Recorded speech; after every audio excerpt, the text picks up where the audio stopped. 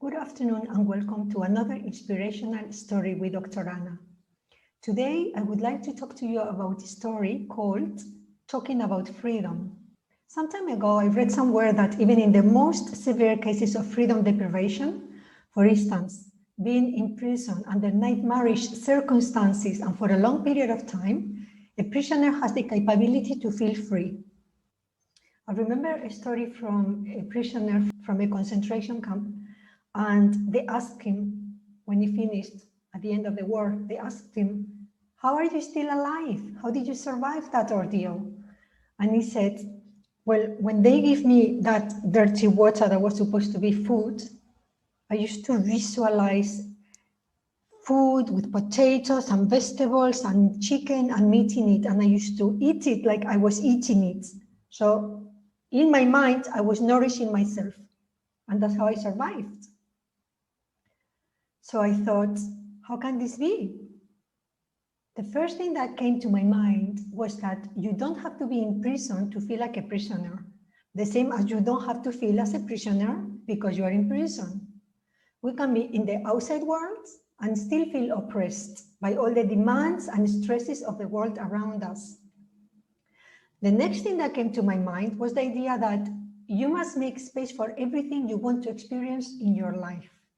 If you want more time, you have to make time. If you want more love, you have to give love first. If you want more money, you have to let go of the control of your own money, share it, create a flow of give and take, and have faith in the universal law of abundance, which tells us that everything we give to others, we give to ourselves. So whatever we give will come back to us tenfold. So I thought, I need to make space so that I can expand my soul. This will create more choices in my life because I will have more room to maneuver. And this in turn will create the illusion of freedom. The illusion of freedom will become freedom because freedom is a choice and the choice is freedom. So I did this.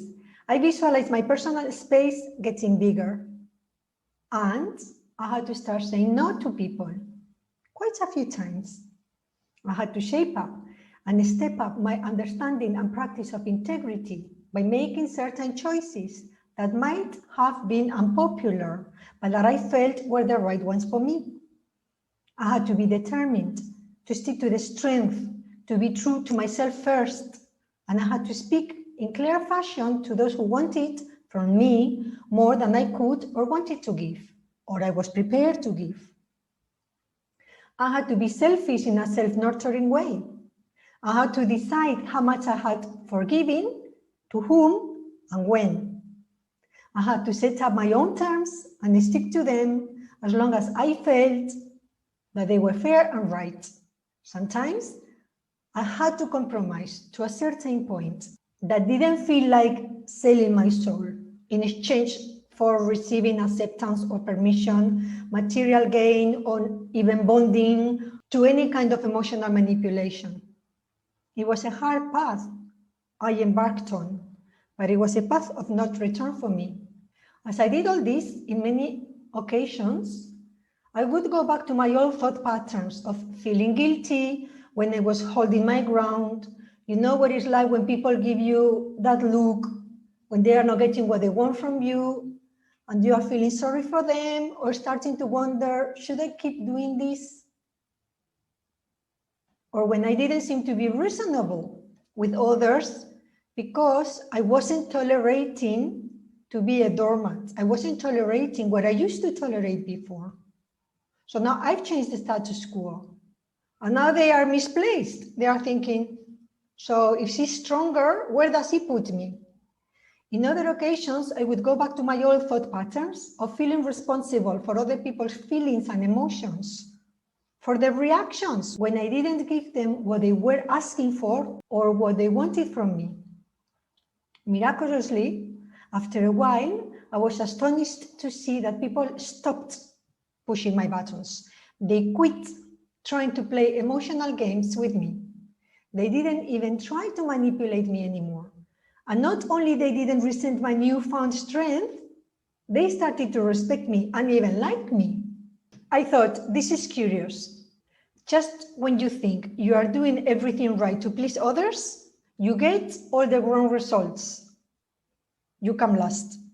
And just when you cringe because you think everyone will judge you and dislike you for being nasty or unpleasant or not accommodating in the demands, if you don't think that they are right for you, but you are true to yourself in the inside, things turn around and you just get what you originally wanted. The closest explanation I can think of is that when I used to have 2 dogs in the UK, when I was living in the UK, I had 2 border collies. They were beautiful, black with little white paws and the little white patches. They were super intelligent and super hectic. I had to take them out for walks for like 2 hours at a time. It was never enough for them. But I used to go and throw the ball. They used to grab it and bring it back. I trained them. But I found out that if I wanted to go home and I chased them, they thought it was a game and they would run away. So I learned to turn around, call them and walk away. And they did want to stay playing, but thinking that I was walking away and leaving them behind, they would start running after me. And life is the same. If you want it and you are needy of it, you will push it away.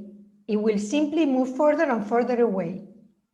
So if you really want it, you must decide it, put it out there into the universe and walk away and wait patiently for the opportunity to appear in its own right way, in the universally orchestrated way, because when it comes to you, you'll have your name on it and nothing or nobody will be able to take it away from you.